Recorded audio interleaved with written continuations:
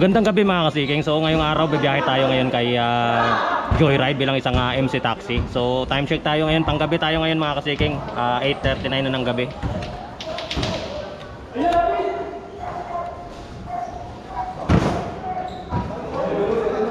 Bali bibiyahe tayo hanggang alas 8 din ng umaga. So 8 to 8 tayo.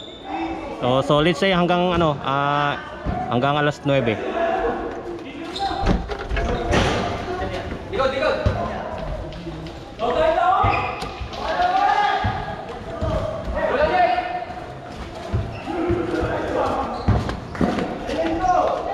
So i-content natin ngayon, topic natin ngayon kung magkano nga ba yung income ng isang MC taxi rider sa panggabi na biyahe.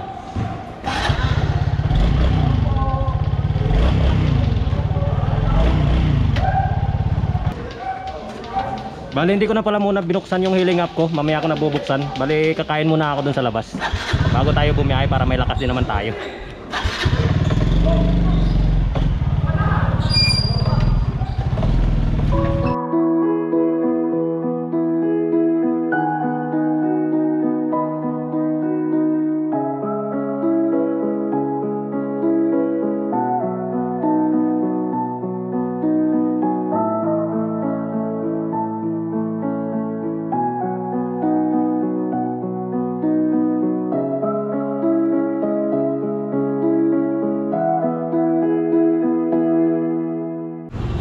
So ayun guys, pinasukan tayo ng pangunang booking. So 1.4 kilometers yung ating pickup papuntang Chino Roces sa Makati. So fare nito 125 pesos. Topic ka pala natin ngayon mga kasiking kung magkano nga ba talaga yung kinikita ng isang MC taxi rider sa panggabi. So titingnan natin kung hanggang sa magkano yung aabutin natin. Ito mga kasiking, hindi natin to pinagyayabang yung ganitong income kung magkano man yung kikitain natin dito. Baka gusto lang nating malaman kung magkano nga ba talaga yung maximum or minimum na income ng isang MC taxi rider. So ayun, pick upin ko lang ito mga kasiking. So ito yung ating first booking. So time check tayo, alas 9 na po ng gabi.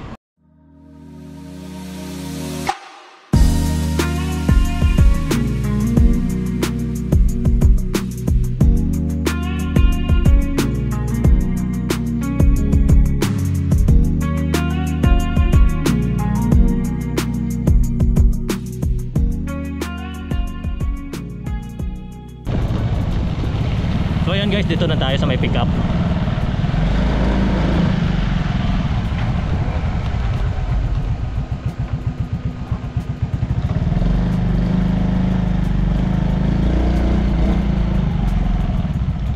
Lin? Yes. Yeah. Going to Makati, sir.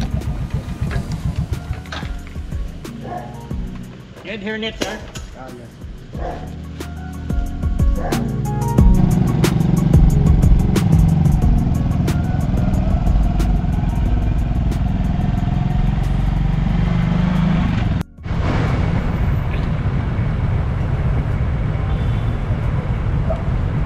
Alright mga boss, na drop off na natin dito yung ating unang pasahero. So Singaporean pala si sir, kaya marunong mag-English. So nakausap natin. Medyo dumugo din yung ilong natin doon. So yun, yung fare pala nito is 125 pesos. I-cash pala tong niya, payment. So dediretso po ito ng ng GCash natin. Alright mga boss, nandito na tayo sa may ating pangalawang pick up.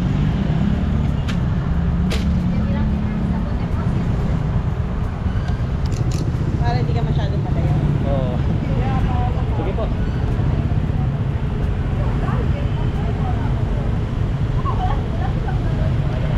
Yan, gitna mo na lang pa.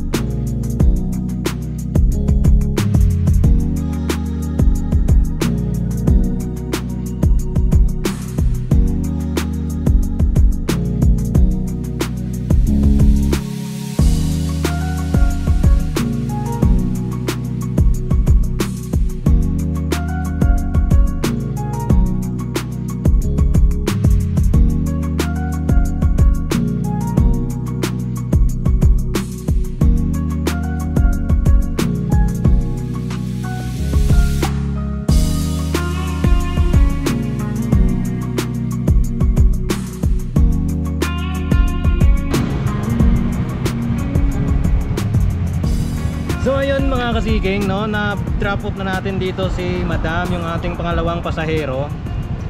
So 129 nga pala yung fare neto. Binigyan tayo ni Madam ng 150 pesos. So ayun, thank you po Madam. So ayun, hanap ulit ako ng panibagong booking. Maghihintay pala ako ng panibagong booking.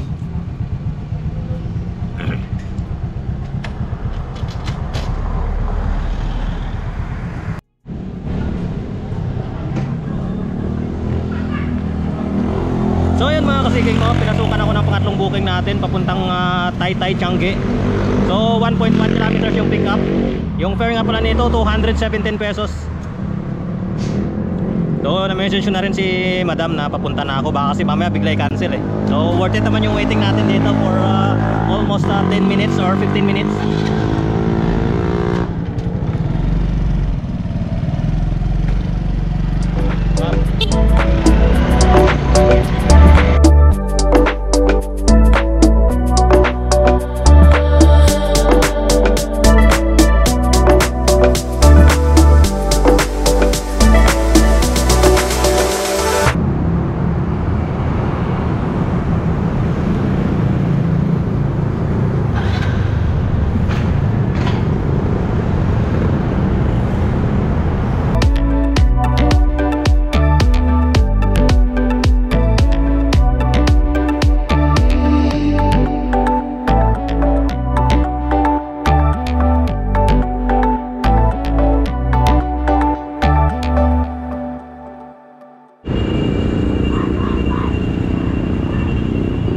Nababa ko na mga kasigang yung aking pasahero dito, yung pangatlong pasahero ko. So ayun, binigyan niya po ako ng 225 pesos. 215 lang po yung 217 yung kanyang fare mga kasiging. So andito tayo ngayon sa Taytay, Rizal. So gumapa nga pala ako dito sa may SM Taytay.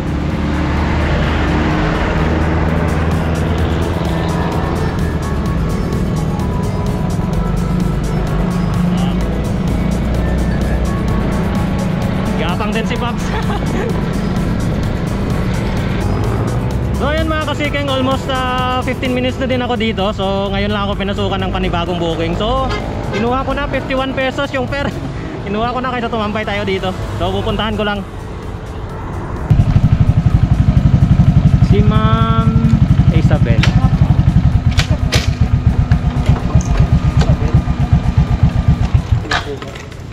Gusto mo yung hairnet, ma'am? Yeah. Hindi na. Yung mga bawin mo. Nagputo kayo, ma'am. Hindi, joke lang. Bye-bye. Laro po, Kipsy.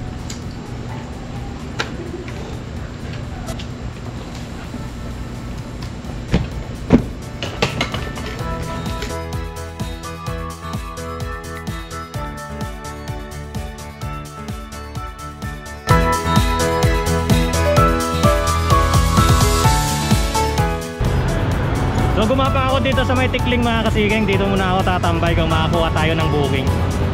So kinuha ko na yung gurami kanina, at least meron.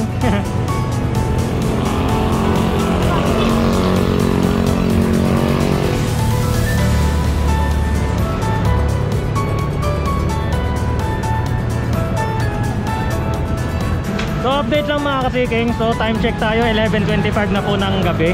So almost 15 minutes na po ako dito sa may Tikling. Dito sa may circle, hindi pa rin ako pinapasukan ng booking. So susubukan kong gumapang pababa. Magpapasakali tayo doon. Magpapasakali ako doon na pasukan ako ng booking.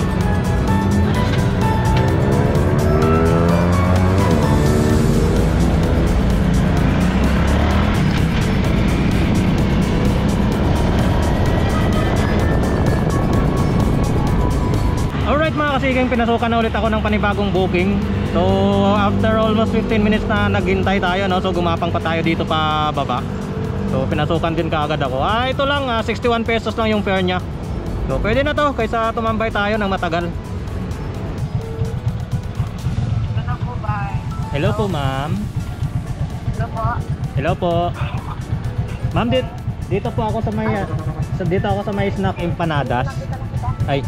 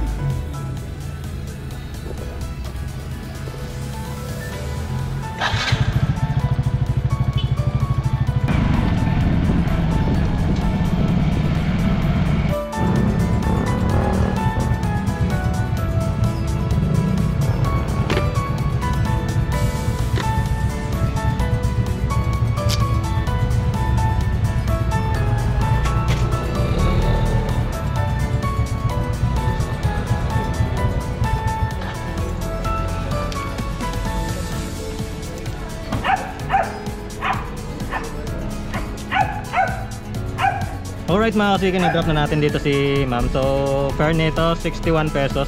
So sakto.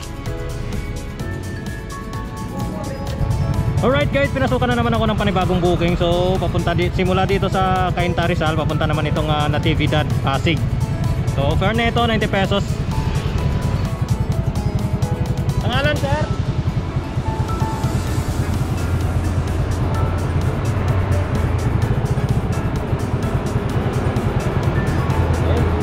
Fair.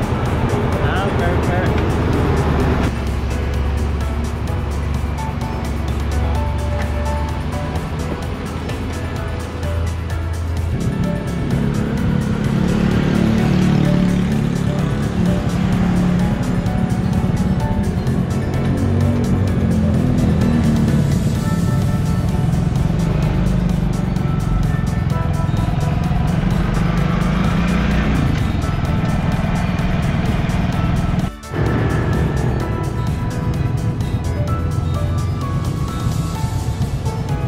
So ayan mga kasiking, bali bumalik kami dito nung passenger ko kasi wala siyang ID na dala, bawal pumasok dun sa pupuntahan niya na subdivision, bawal na walang ID.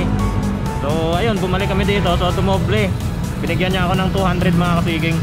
So 91 pesos yung kanyang perso, balikan dapat 182 lang, binigyan niya ako ng 200, may 10 pesos tayo na tip. Balik tayo dito, andito pa rin tayo sa Cainta.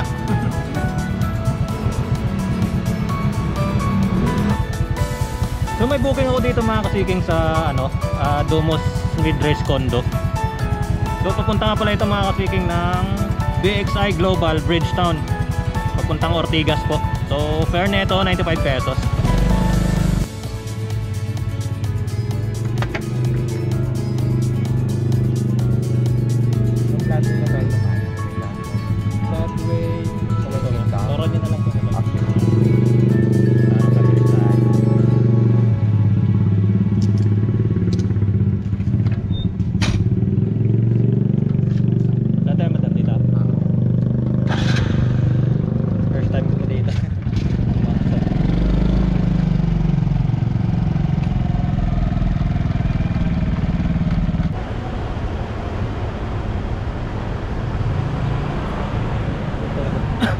So ayun mga kasiking, na-drop ko na dito yung huling pasahero ko. May problema po ako mga kasiking kasi yung ID ko dun sa naiwan dun sa may pinaghatiran ko kanina nung balikan.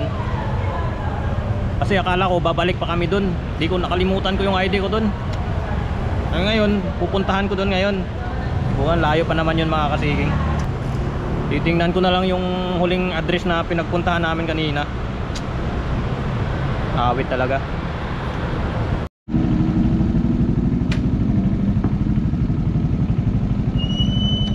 So ayun, okay na mga kasiking, nakuha na natin.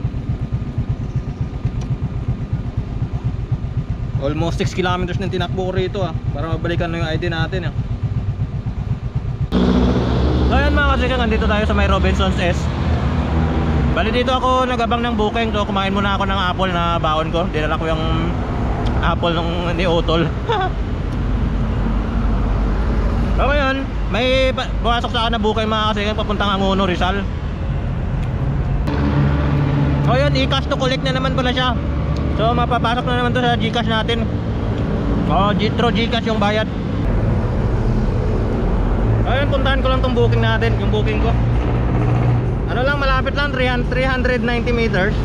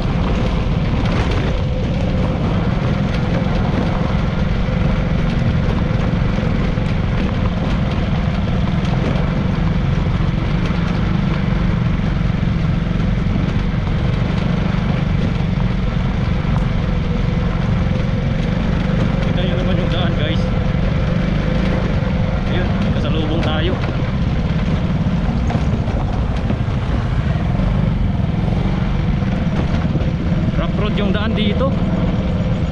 Pero ang lalaki ng mga bahay dito mga kasiging.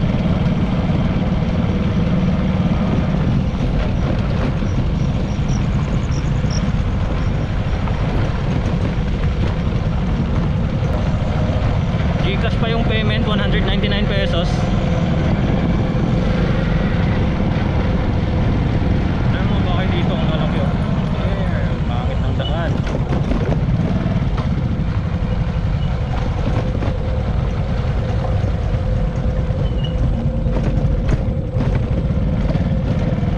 Hindi na ako babalik dito sa susunod. Ang uno.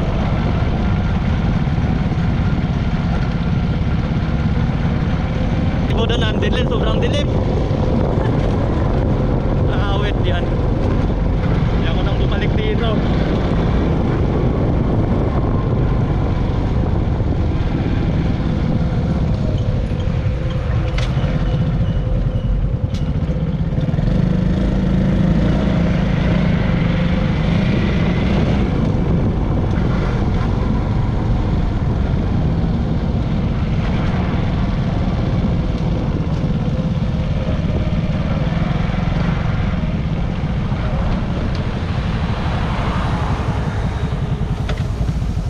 So ayun, sa wakas nakarating tayo dito sa highway.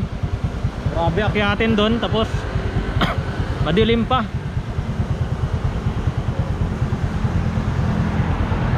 Hindi na ako babalik dito.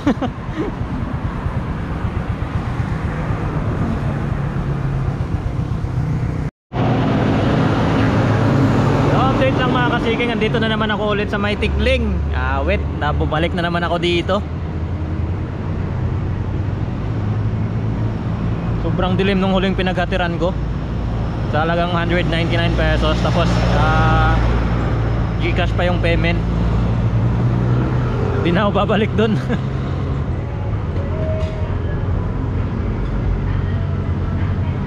Ang haba ng ginapang ko. Wala, ganun talaga. Kaysa maghintay tayo dun, wala tayong makukuha dun.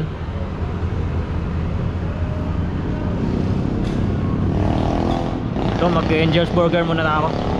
Makapag-Angel's Burger muna.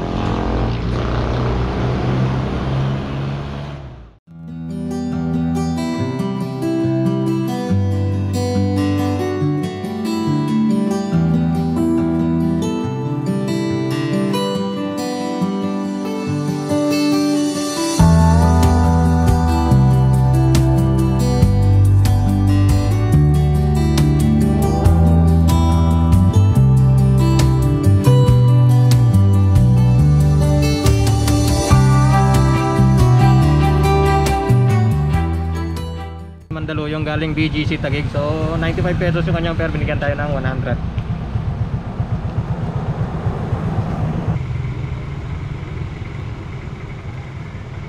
So ayun, may nakuha ulit ako, panibagong booking papuntang Makati. Fare nito 101 pesos. Ayun lang, naulan.